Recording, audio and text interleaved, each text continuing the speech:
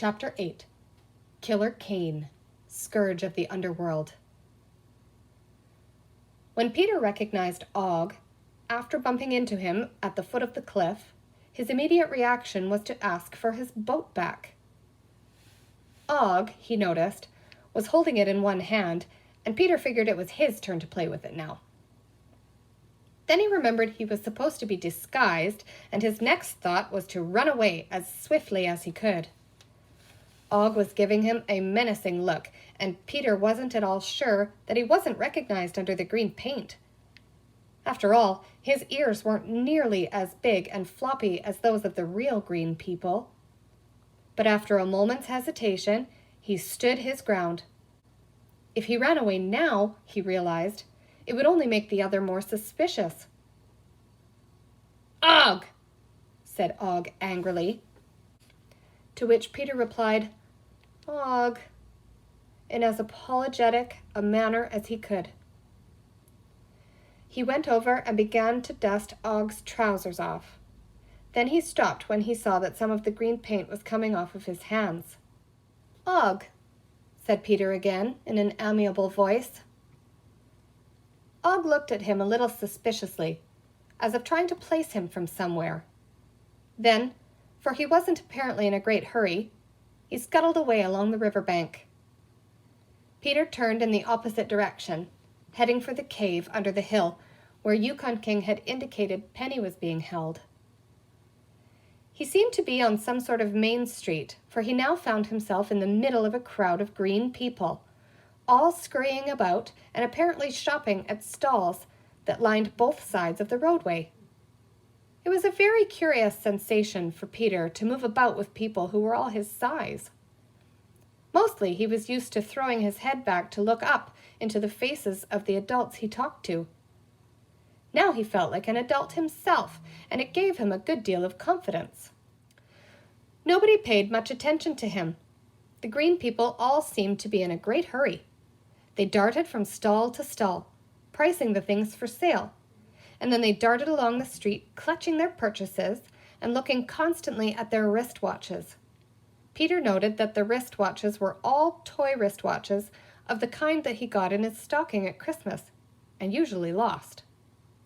Why, he thought, they really don't know what time it is at all. They wore a very strange assortment of clothes, he noticed. Some wore brightly colored clothes made of some odd velvety material, but many were wearing what appeared to be dolls' clothes, and some seemed to be wearing dress-up clothes. They pushed their tiny green babies about in small carts, toy wagons, or dolls' baby carriages, usually rusty ones. And they wore hats of every description, old straw hats, battered derbies, children's tams, anything and everything. Peter had gone only a few steps when he noticed a pile of toy cars in one of the little stalls. "Why, there's my little dump truck," he said to himself. "The one I lost down in the woods." He stopped and peered at the stall. He felt a sense of irritation that somebody should be displaying his dump truck for sale. Then he remembered his mission and trudged on along the street. Suddenly he heard a familiar sound. It could be only one thing: earless Osdick trying to bark like a dog. He looked about him, and then he saw him, imprisoned in a cage with several rabbits. "They think he's a rabbit," Peter thought to himself, "and he thinks he's a dog." Then another thought occurred to him. What if somebody buys him and cuts him up and makes him into rabbit stew or rabbit pie? Poor little Earless! He'd taste awful. Earless Osdick was jumping up and down inside, looking anxiously at Peter. "He'd like me to buy him, I guess," Peter thought, "but I haven't got any money. Besides," he told himself crossly, "why should I have to buy our own cat?" Then an idea came to him, a very bold and very brilliant idea. He turned about and trotted back to the stall where he had seen his dump truck. He walked over quite bravely and pulled all his little cars from his pocket. The green stall keeper looked at him curiously as Peter thrust the pile of cars at him. Og, said Peter. Then he held out his hand. The stall keeper turned each toy over and examined it carefully. Then he looked at Peter again. Peter boldly kept his hand out. Og, said Peter again. The stall keeper gave him a weary look, but he examined the cars a second time, and Peter could see his eyes glittering. Finally, he shrugged, reached into a drawer, pulled out a wad of paper money, counted off some bills, and gave them to Peter. Peter thrust them into his pocket, nodded brightly, said Og for a third time, and walked away. He felt very strange without any of his little cars. Never before in his life had he parted with one, except to his own friends in exchange for another.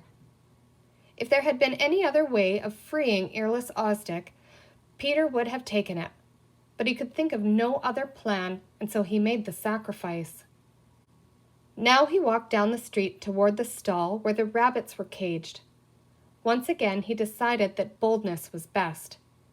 Peter was learning quickly that if you move with perfect confidence and no sign of timidity, you can usually get away with anything.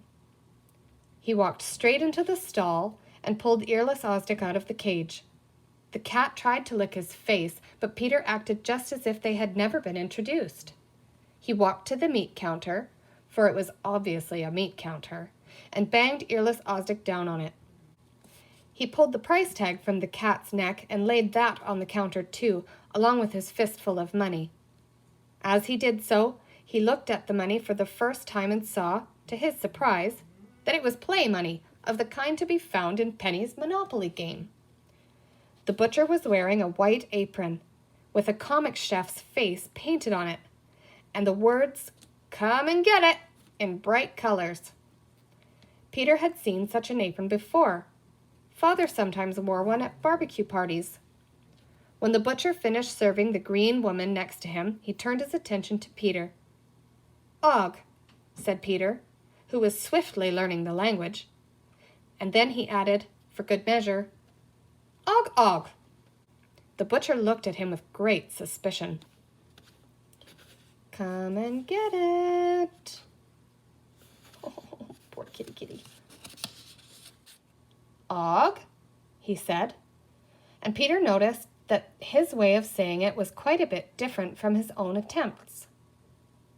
Nonetheless, the butcher counted out some of the money, gave the rest back, then grasped earless Osdick by the neck and headed for the butcher block, where Peter could see an evil-looking cleaver. Peter reached right over the counter and seized the butcher by his arm before he could chop the cat's head off. The butcher looked at him in surprise, and then at his arm where Peter had gripped it. He touched a finger to his arm, and then he looked at the finger, and then he ran the finger along the white front of his apron. It left a telltale mark of green paint. The butcher seized Peter by the arm, and more green paint came off, leaving behind a white streak.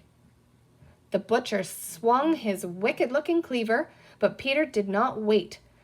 Scooping up earless Osdick, he ducked directly under the stall and then darted up the street. Behind him, he could hear a chorus of surprised Ogs, but he did not wait to see if he was pursued. Clutching the gasping cat by the neck, he threaded in and out through the stalls on the broad main street, searching for a hiding place. A small side street crossed the main roadway at right angles, and Peter turned up it. There were a series of orange and yellow houses shaped like beehives. The second one had an open doorway, and Peter dived into it and hid gratefully in the shadows. Outside, he could hear the murmur of the crowd, but he did not know if they were still chasing him or not. Osdick the cat had wriggled out of his grasp, and Peter now stood up to search for him. "Bang!" cried a voice directly behind him. "You're dead!" Peter had played cops and robbers for so long that his reaction was automatic. He clutched at his heart and rolled over onto the floor. Then he looked up and saw a small green person peering down at him, holding a tarnished cat pistol in his hand. He was a comical-looking figure with an enormous nose and big eyebrows that gave him a look of perfect surprise. "I got Gotcha, said the green man, and Peter did not pause to consider it strange that he spoke English. You only wounded me, he said. It was what he always said when playing cops and robbers. I'm Killer Kane, Scourge of the Underworld, said the green person impressively. I'm wanted on 3 continents. I'm Peter, said Peter. Oh, said the green man, his eyebrows wiggling. Peter Rabbit? No, said Peter stubbornly. Peter Pan, then, said the green man. I'm Captain Hook. Avast me hearties and belay. He looked at Peter for encouragement. Did I say that right? He asked. Og, said Peter, not knowing what else to say. To tell the truth, he was more than a little bewildered by this strange turn of events. The green man did not look like Captain Hook, although he certainly used the proper words. Oh, don't start to Og, said the green man, making a face. It's so boring. Og, og, og. That's all I get all day and night. Avast and belay, you swabs! And then he made slashing motions with an imaginary cutlass. Smee! Where are you, Smee? It's Peter Pan we've captured. A second green person came out of the shadows. This one was very oddly dressed in a purple gown with spangles on it, but otherwise as green as grass, from his long hair to his small green toes. Peter recognized the dress as something Penny had once kept in the treasure chest in the playhouse. She and Pamela took turns wearing it when they were pretending to be Mrs. Finchy de Lynch, holding a society tea. Avast, ye lubber! Cried the man addressed as Smee. Peter suddenly decided to play. All right, he said slowly. I am Peter Pan. And this, suddenly scooping up earless Osdick, this is the Crocodile. Tick, tick, tick, tick. Osdick, feeling that he was being put to an important use, bared his teeth like a dog, tried to bark, and failed miserably. He did, however, succeed in croaking, and that seemed to be effective. Not the crocodile! Cried Captain Hook, shrinking back against the wall. Have mercy, mate! Take the beast away and we'll all be friends. I'm only a poor, honest, seafaring man, I am, begging your honor's pardon. He looked so absolutely terrified that Peter, who was very soft-hearted, relented. I didn't mean to frighten you, he said. It's perfectly all right, said the other cheerfully. I quite enjoyed it. And you may lay to that, eh, Smee? Let's all be Indians, said Smee, pushing the hair back from his eyes. We could shoot up the stagecoach. The crocodile can be my horse, Black Cloud. Let's climb the hills and fire on the settlers, cried Captain Hook in delight. No, said Smee, looking sober. There's trouble in the hills. They caught one of our boatmen in the tunnel. Tied him up, they did. He got away, though, and now we got 2 of theirs in jail. He paused and looked around darkly. There's talk of a lynching bee, he whispered hoarsely. Who'd they catch? Asked Peter, who had been listening to all this with interest. It sounded somehow familiar. 2 Ogs, said Smee. Oh, said Peter, baffled. For a moment he thought they had been talking about Penny and the pollywog, but now he couldn't be sure. The little un can only crawl, said Smee, but I hear the big un's a regular she-devil. Put up quite a fight, she did. Say, what's that white mark on your arm, pard? Peter looked guiltily at the spot where the butcher's thumb had smeared away the green paint. It's a tattoo, he blurted. Say, said Captain Hook, wiggling his eyebrows in admiration. It's a real keen tattoo. Let's have a look. But Peter did not like this turn of events. He had an uneasy feeling that there was going to be trouble at the cave, and he was also pretty certain that if he stayed much longer in this funny little house with these 2 strangely playful little men, he would be found out. He reached over and plucked the cap pistol from Captain Hook's hand. "I'm blasting out!" cried Peter. "The first one to make a move's a dead man!" And, holding Earless Osdick by the neck, he backed out of the house and stealthily made his way into the crowds on Main Street once again. In the distance, he heard somebody call out, "Bang!" but he paid no attention. The cave he was seeking was somewhere at the far end of the street, he knew, and he set off in that direction. He dug into his pocket for one of his toy cars and realized with a pang that he had sold them all to ransom Earless Osdick. Peter never felt properly secure without a pocket full of little cars. He badly wanted his little tractor, which was his favorite, but his pockets were empty of everything except a small wad of play money.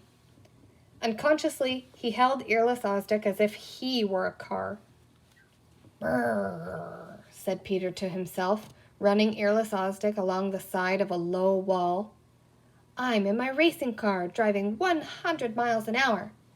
It made him feel much better. Earless Osdick didn't much care for this treatment. It wasn't dignified for a dog, he thought, or even for a crocodile. But he had been through quite a lot that afternoon and was so happy to see Peter that he didn't protest. By now, Peter had reached the end of the street. It made an abrupt curve, and there, on the right-hand side, dug into the hill, was the cave where Yukon King had indicated Penny was being held. Peter stood uncertainly for a moment at the mouth of the cave, for he was not quite sure what he should do. So far, however, the bold approach had worked, and Peter determined to try it again. He strode resolutely into the darkness, and then stopped for a moment to get his bearings. As he did so, he felt a hard object pressed into his back. "Reach, partner," said a deep voice. "I've got you covered. One move and you're a dead hombre." But Peter had had enough of games. "That doesn't fool me," he said boldly. "It's a toy gun and it won't even work. Put it down." He turned about quite fiercely to find Penny, her eyes wide, shrinking back against the stone wall.